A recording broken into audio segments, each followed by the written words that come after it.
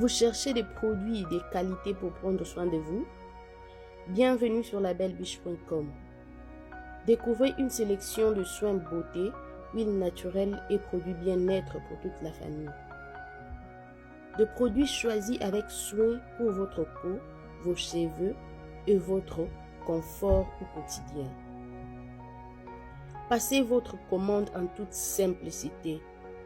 Sur labellebiche.com, nous vous proposons une boutique en ligne pensée pour répondre aux besoins de chacun. Que ce soit pour vous, pour votre famille ou pour offrir, la Belle Biche vous facilite la vie. Commandez est rapide, sécurisé et accessible où que vous soyez. N'attendez plus pour vous faire plaisir. Visitez labellebiche.com et passez vos commandes avec toute sécurité.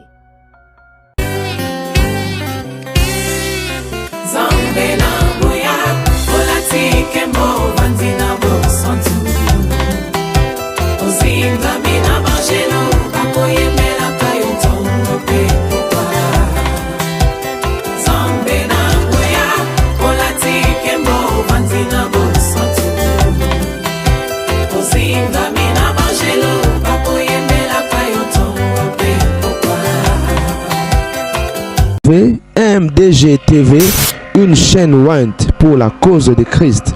Mafuta ya sika, mafuta ya sika, mafuta ya sika.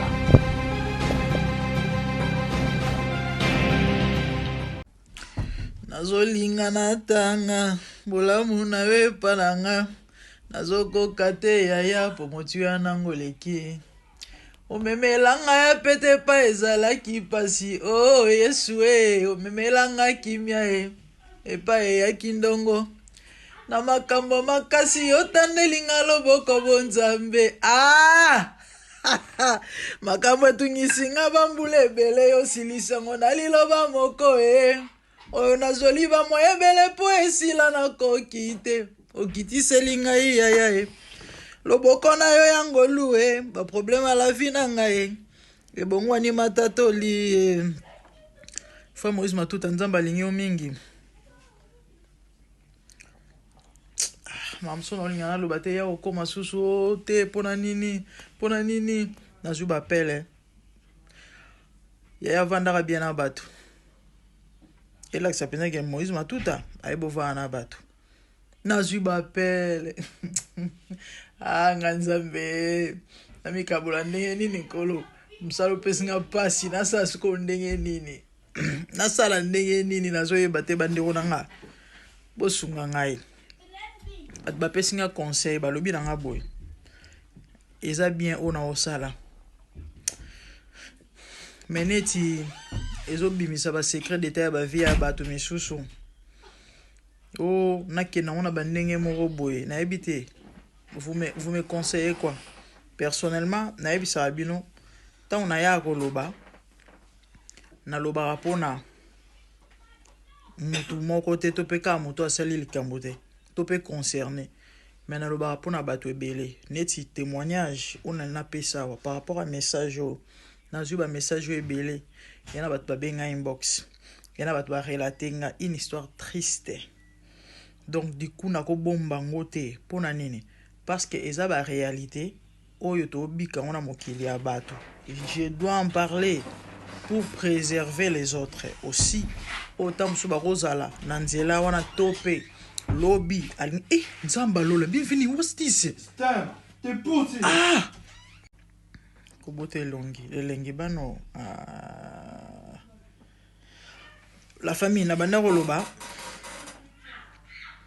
et témoignage na opesa awa bo partager s'il vous plaît bo bikisa ba âme sikoyo so na kena ngo bote bo ebisa ba amba obika ndenge nini avant na loba likamna na loba na kosenga bolimbisi na frère na Moïse Matuta na mwasi na ye bolimbisanga na ndeko na bino na linga frère Moïse mingi na o continuer ko linga ye frère Moïse Matuta motuma o ino azate Job ezoloba, le malheur n'est point de la poussière. ba maramu miso comme la biso et dérange que ça la passer ezalaka pona bolamu na biso.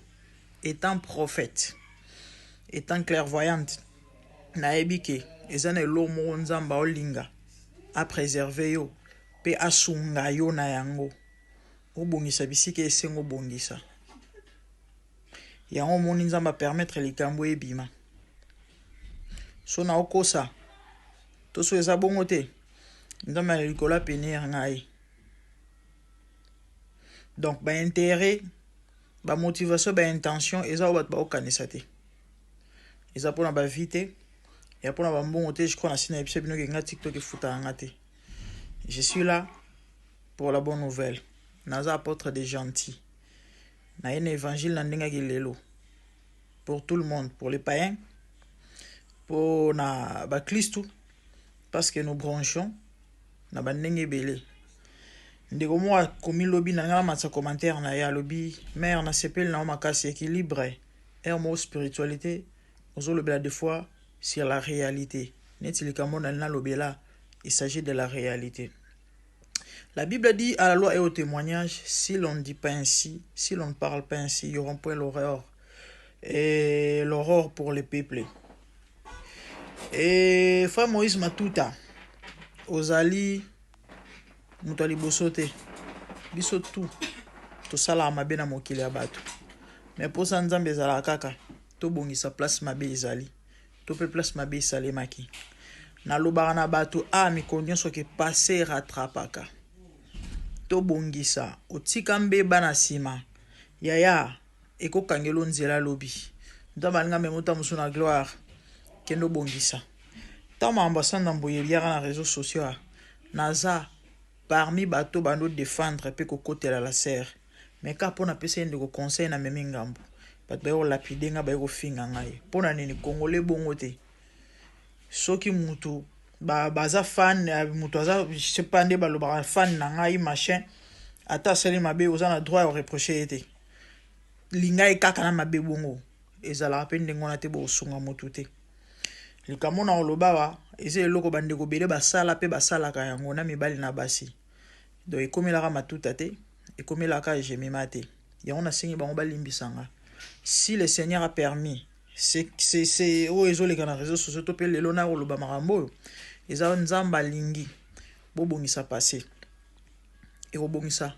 et ko début na enfin que lobi ezala malamu bomoni commentaire OK nazu ba coup de fil naza ba message inbox ya bande ko bele o baebi les couples na pesa mino témoignage ya wakende on a biso jemima azala na fiancé balobi na ande ko pas à chanter moi na Londres na qui rapide pour se noter risque ça mais na mon na osaka des vidéos parce que chose était pour na ba témoignage musu na kopesa ya ndenge moko par rapport à ba conséquences au Yolanda et jemima za ina fiancé moi na Londres ndeko na confia ka la sœur biloko bon ki fiancé za ki famille et bi la sœur qui gérait ses biens na Congo OK tina niveau tango jemima zo bimana Moïse Matuta na fiancé a poto bazala ekaka et moko mususu de babana ko bima sope na lopango voilà frère Moïse Matuta aki ko zo chéri ba kende kilt grande sœur a jemima na kanda abuka vitre motuka abuka pare-brise za motuka. Pourquoi? Parce que pour Nabango, Matuta a profité de leur sœur. À l'époque, frère Azaïna n'est l'autre. Yango a interpellé ce mec qui ginche quoi. Ce mec qui ginche quoi. Comme on est dans moi sur la Matsaki awa. Christelle Matuta. Wa lo bagi commentaire mon na Matsaki mutu mo komaki que non ma chérie Moïse Mutasala jemima. Ce mec qui ginche quoi na say alobi que non. Bakotuna ngulu tika bango malamu soki nini siko yebisa ngai tango jemima wana ko tambola na mituka oyo fiancé na ya asombela ye ndeko na mino azalaka pieto azalaka na lokote tina niveau ya na jemima ya kobuka nini asalela ke wapi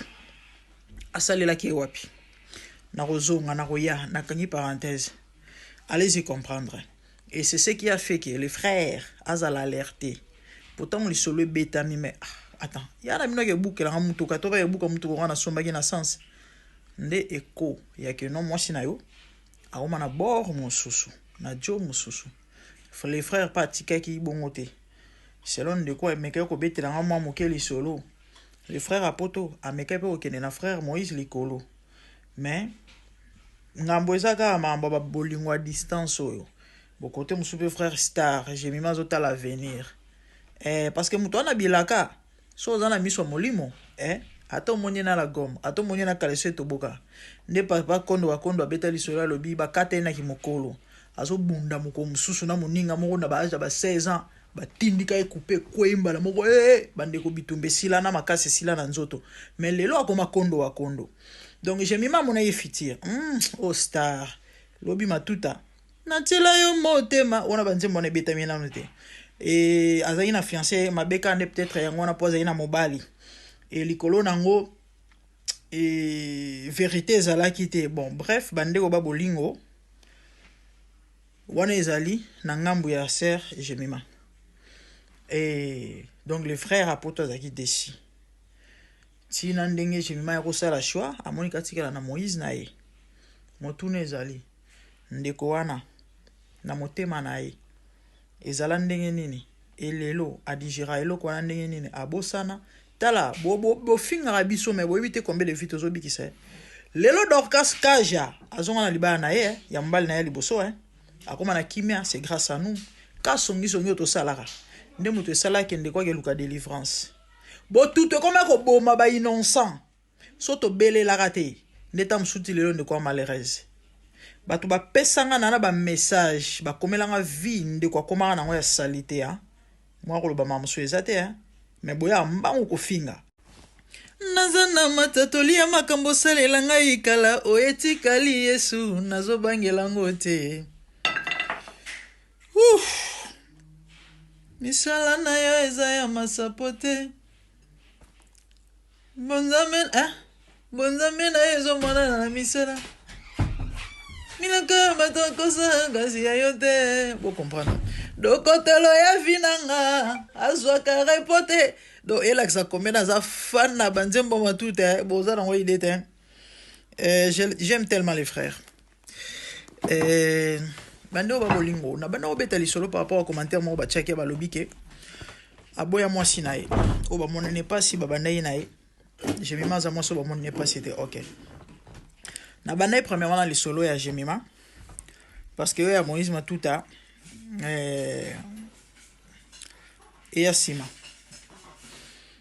na beti lisolo ya fiançailles ya Jemima azana fiancé famille ebi fiancé confié biloko apesa gérance ya biloko machin bato musu ba bisinga mère et oza tam super matuta bala Jemima défi parce que famille ya Jemima bazara d'accord te ba on que Moïse a profité na ba biloko to ba bien ya fiancé na ye et du coup yana Jemima abuka même vitre mutuka Moïse a kozwaye fa ba l'église tout ça asili ga ya d'accord te parce que ya mutuka eta somba je connais beti lisolo wana chanson na bandeko atikala na choc OK na ebisa batu to na biso batu mais to evita ko sa mabe pourquoi simplement parce que l'homme oublie difficilement l'homme pardonne difficilement ah oui attention mutazo sambela eza tema lelo te ngana expliquer bino bo mamu makasi so pour nous avoir conscience c'est ça là ya o éviter au ça mabe nanko parce que ça na bat basala mabe nanko abi que l'on a osala ya mabe et l'on a osala reçoit on a osenga pardon ya éviter ko senga pardon parce que na lo ba mingi sinon tu na fungula ba porte mishusu ne kona tika na passe na motema abosana eleka facilement et si là aimaimate anyongate aloba mabete to éviter. Le couple est sali 16 ans plus ou moins de babalana pas botité. Maintenant on comprend ba tum susute ba ko mabilo na ba commenter on dit ba vanda nda mo na Jemima mais bizarrement ba même pas que Jemima ngena poto. Oh babota mais babota na retard. Non, Jemima na Moïse na bazu mo na te. Na bazu mo na te. Et Adonai please. Et na auto beta l'histoire d'Orcas Kaja. Bo bi l'histoire Kaja non. Ba pese les dots des fois. Mobile boso balié ndeko aboya okende libala ake libala côté mususu et babali na mbali mususu, il y a eu des répercussions. Libala eko si là de ko koma mbeya ta na ba message na téléphone na ba to Paris ba relatanga vinde ko koma na ngo après laisser tomber le londa masala grâce c'est plus important ça que bazonga na papa ba na e blo mususu no bina lo bango wa et la propreté et kitoko te comme na vie ma be biso ba to réseaux sociaux na kisongi na biso netango to ya ko belela et indi nde basala nzambe ba approcher ser ba pien non faut que la délivrance boye simbate c'est comme ça ba accompagner kaye pour ba se réconcilier bazong ça doit tata wana et na musalo de sala bino bomona kama be na place pour tala pe côté aux positif bino boya aka ko finga. Vous croyez que moi j'ai un intérêt na ko terner image ya mutu kana sentiment pour akomi na gloire ndi mutu mo komela ngai lobby bino bo ataka batu ba na gloire. Je sais pas c'est qu'est-ce que vous appelez gloire. Bandeko babete ngali solo ya na cheka iwa puis kombo ya komba fa Moïse matu des non sukonga na lokoti yango na créer yango puis nzamba pesa ngo na révélation. Apparemment Moïse a eu un temps au Samber. Moïse a nobi mana mwana colonel. Alors penza fiancé na ye, moi c'est na ye. La fille, la sœur bazali na mbongo. A soutenu ministère à Matuta. Et on a Matuta zagina no informe et vide, veut dire toiboy. A soutenu ndeko. Wana zana no santé médiocre. Tout le monde a ba image non. Voilà. A investi ça à Chambongo. Frère Moïse aboya ndeko wana na kota na ba détails ezate. Bandeko, oye salinga pasi. Balobi souci a bolingo et belisa mwana mwasi wana kota ndako. Tina niveau mato ekufa ye. Bino bomona mamba pamba. Bozo mamba mike. Siko boyebisa ngai. Boza sir. Et nakolela mwana mwasi wana mabe ekomela ndeko te. Si cela est vrai. Si kotozo ya koloba apoka bandeko basungama non ka bango batu misusu tala baja bana mibali ebele baja bana basi ebele koboyaka baninga après avoir ko soutenir yo na pasi oyebi nini mobala ayebaka ke mwasi na obalote na obalete bayebaka et basi nde peut-être na bana koloba mobali ayebaka ke mwasi na obalete mibali bayebaka. Nous préférons l'examen à Batungonga. Oliambo, on est pour la Souroboyae. C'est méchant. N'a pas beaucoup de ce que la sœur en question est devenue parce que nous avons été les solo camarades naï. À l'obi boati 40 déco, il y a voyagé à puis après babungana ba contact. Aza toujours na bomoi. Santé et bunga akufa abala to ebité. Toujours est-il que ça les sont autres ya to sunga batu. Et on a passé en moro. A na bona tanga kombo naï. Ate na chaîne mo mune na radio moko bato bele bayebi ala nanga pe awa na pesi mbote apesa témoignage moko na ke na rapide pona ngonga mukomusu ba yolukai na Kinshasa ka wana frère mo yolukai na kateli solo mukuse pona ngonga nini 3 mariages so pe 3 mabala 3 relations et c'est brisé na porte à libala soka linga bala asombi biloko nyonso et comme bala oka moi c'est désolé ngana ke na poto mais bon, pourquoi trois relations, 3 mariages. Frère conscience et gozo à comprendre que ma bémo ko salam to elanda nini. Moi mobali wana bali li solo et salema ebele na ki ne salema trop. Moi mobali wana zana chéri na amour scolaire. Parce que diplôme d'état ensemble. Et les garçons comme mes familles na balinga ya continuer ba études à sala ba études supérieures. À quelle université? Moi ça soukanika na bac ne wana. Alors, me débrouiller, ateka ba fruit na coin, na ba blo na mike les alaka pour permettre à son maman mafuta moi caleçon. Alors, les frères na université kendaki famille na on peut richeté, ya bunda kaka et mutabana ko soutenir mingi syllabis, c'était la fille. Et bon à transport, c'était la fille. Tant à 6 classes. Dans ma salle grâce à Dieu mon salaire bien. Donc vie pende bongi quoi, moi c'est pas sepeli fiancé na nga mambo kende e kende malamu. Avant sa fille on a pas ebisa eke écoute, par rapport à Betty Nasali, à niveau na komi au moni, yo ozana le volte, ozana semingi, aboyaye. La fille a lela. Ngai, lelo pona, na nyonso na sala, ok, d'accord, esilike. Et ça là qui, moi mbali wana, moi si nyonso lingara bala, aboyaka ekaka. Et puis aboyake quand, tant comme aka que non, il faut adopter. Nabi moi si moko, plus ou moins 2 ans passés dans l'anda live moi na TikTok. Ye nda umona mobali ayoka ka ekoke mobali ke bala weba système ya auto vendre mobali zo chama yele webi ke lobi ko stara ba via poto mboka bana mobali bala mobali ndenga kenda pe wana zonga sunda kote fi wana lobi boyebi nini naza sona stressé angoissé na raisonner mingi pasi na zoaka t-shirt na yi na tchangone longi nanga je vais verser mes larmes là ya ona ina lo bana moto moko na ebito tika ni na passé oboya mobali oboya mwasi wanyoko mapona yo ezate ke raison ezalaki car parce que tu avais trouvé mieux bongisa eko kangelo nzela lobi na kon naza na problème na frère Moïse teni mwasi na baba to liboso te oyo basa mabe na vie toza pe biso na babeta musuko leka ya bango ba olimbisa nga meta mususu nzamba na posa ba bongisa pona lobi na bango pona libala na bango ya makambo yaka bosa lokola Dorcas Kaja eko simba en tout cas na sengi su bolimbisi ngai naza wana kaka pona sunga makanisi to pe intérêt mususu ezate nzamba pambolela ngai bino merci.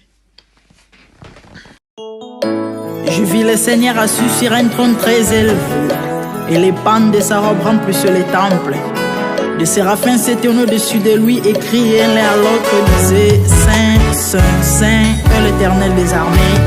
Toute la terre est pleine de sa gloire. Dans les cieux des cieux, là où vivent les rois, il y a des créatures qui l'adorent et les louent.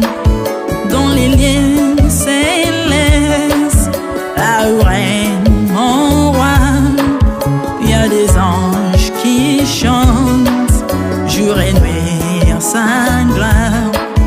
Les 24 vieillards et les 4 êtres vivants, ensemble avec les anges, chantent ensemble en air. Ils ont réussi l'homme d'adorer les rois, car il est l'unique, le seul vrai Dieu. Seigneur, reçois favorablement les paroles de ma bouche, car les portes furent ébranlées dans leur fondement par la voix qui retentissait, et la maison s'était remplie de fumée. Glorifie-toi. Dans les cieux, sur la terre, même sous la terre, toute langue confesse que Jésus est Seigneur, car il est élevé au-dessus de toutes choses, et son nom est au-dessus de tout nom. Jésus, je m'avance devant toi, oh mon Dieu, mon roi, unissant ma voix avec ceux des anges, en jetant nos courants et des coups pleins de parfums odoriférants, nous rendons gloire.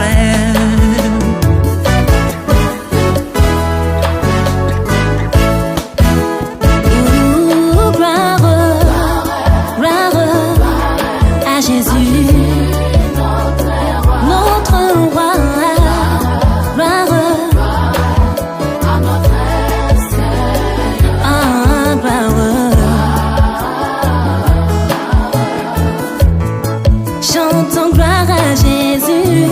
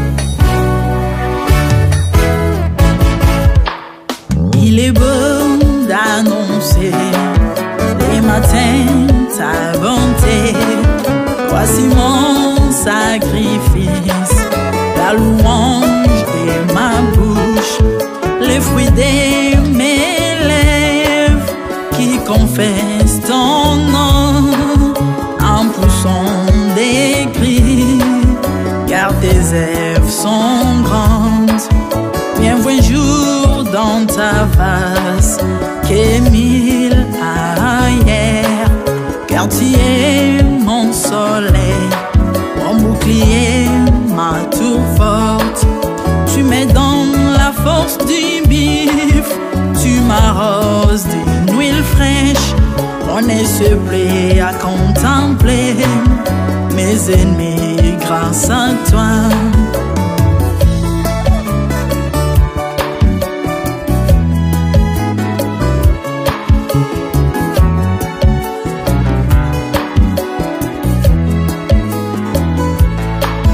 Je prospère dans tes parvis, je porte des fruits, même dans ma vieillesse, plein de sève verdoyant, comme le palmier les justes croissent et s'élèvent comme les cèdres du Liban planté dans les jardins de Dieu. Dieu des vengeances s'élève pour venger mes ennemis. Il mettra la fin à la malice de leurs œuvres, car il est le Tout-Puissant, l'Éternel des armées, El Shaddai,